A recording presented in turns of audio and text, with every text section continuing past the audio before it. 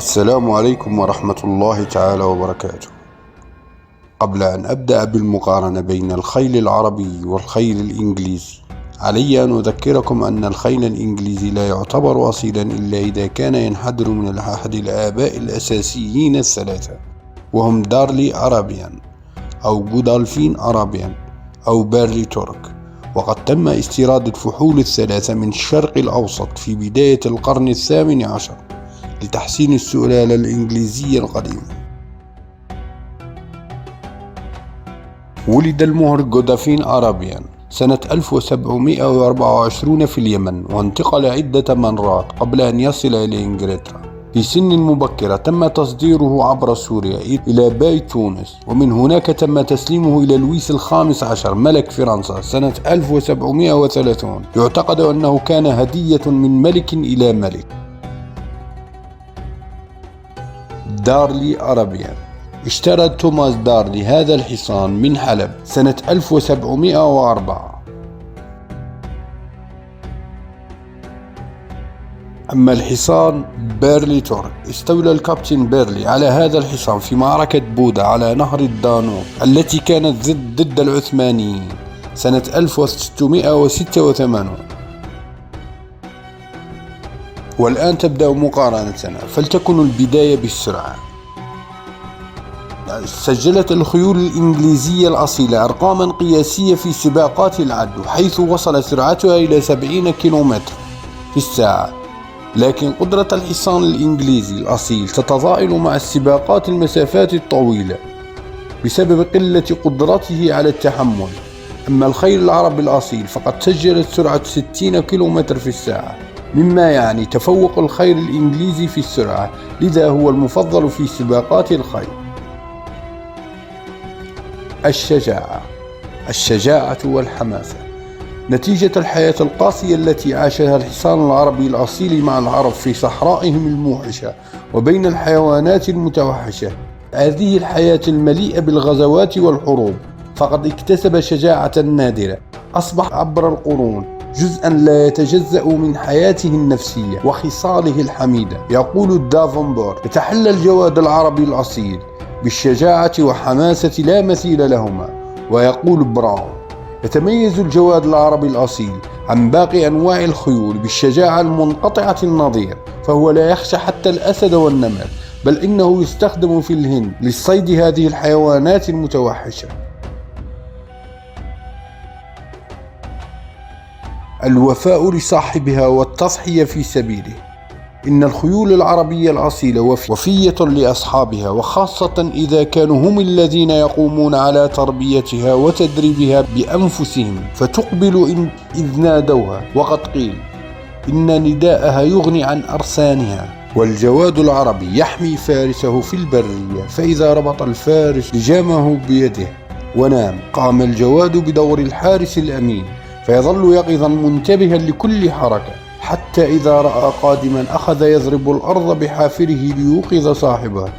وعندما تكون خيول البدو طليقة، يصادف أن يحدث استنفار ينذر بغارة مفاجئة، وسمعت نداء أصحابها أو إنذار بغارة أو طلقات رصاص، فإنها ترفع رؤوسها وتشيل أذنابها، ويتجه كل واحد منه إلى بيت صاحبه، فتسرع النساء إلى السلوج لتضعها عليها، ويسرع الرجال إلى أسلحتهم، وما هي إلا لحظات حتى يكون كل فارس على صهوة فرسه. وقصص وفاء الخيل لأصحابها كثيرة، ومنها أن أسامة بن المنقذ كان أحد أشراف بلاد الشام.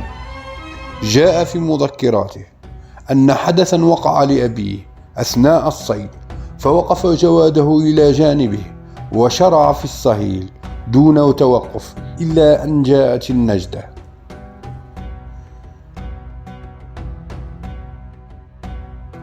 التحمل. للخيل العربية والخيل الإنجليزية قصة مع التحمل، فقد نظم في الولايات المتحدة أول سباق للخيل بالنسبة للمسافات الطويلة في فيرمونت بتاريخ 16 و 17 سبتمبر سنة 1917، وذلك بمشاركة الخيول العربية الأصيلة، وكانت المسافة طويلة جدا، حيث أعطيت الأولوية في هذا السباق للوقت امتد السباق على مسافة 154 ميلا أي 246 كيلومتر وبوزن 72 كيلوغرام. وقد فاز في هذا المسابقة الجواد العربي الأصيل يقيس، وهو جواد أشهب يبلغ 13 سنة من نوع كحيلة العجوز، وقد قطع مسافة 246 كيلومتر في ظرف 30 ساعة و16 دقيقة.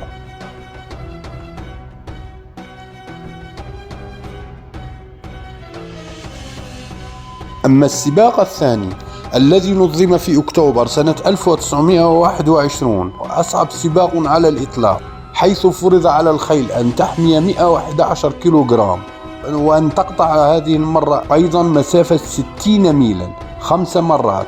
وقد عمد المشرفون على السباق إلى إدراج مسافات طويلة مرصوفة بحصباء في برنامج السباق، مما يجعل قوائم الخيل المتسابقة تخضع لامتحان عسير جدا. وقد ساعدت هذه المسافات الصعبة المعنيين بالأمر على معرفة الخيل التي تتمتع بقوائم الأكثر صحة وسلامة. وبذل أصحاب الخيول الإنجليزية الأصيلة قصارى جهدهم للفوز بهذا السباق، وكان هذا السباق في غاية الصعوبة بحيث لم يتمكن من بلوغ الهدف سوى 7 أجيال، وذلك رغم التدريبات التحضيرية التي أجريت قبل السباق. وكان النصر في هذه المرة أيضا من حظ الجواد العربي الأصيل كرافت بارك، ويرجع أصله إلى الجواد مسعود.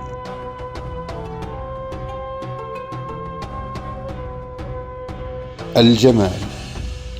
يعتبر الحصان العربي من أجمل الخيول العالم، أو بالأحرى أجملها، حيث يتصف بصغر الرأس، سعة العينين واعتدال الجسم، والرقبة الكبيرة المقوسة، واستقامة الأرجل، وصفاء اللون جلده، وامتلاكه لشعر براق وأملس. وزد على ذلك بنيته الرشيقة مع تلك المشية الاستعراضية، وكأنه يتباهى بجماله، فسبحان من أبدع وخلق، فلا مجال للمقارنة بينهما. العراقة والأصالة. تتميز الخيول العربية بنقاء الدماء، وهذا بفضل ملاكها العرب الذين أصروا على الحفاظ على نقائها.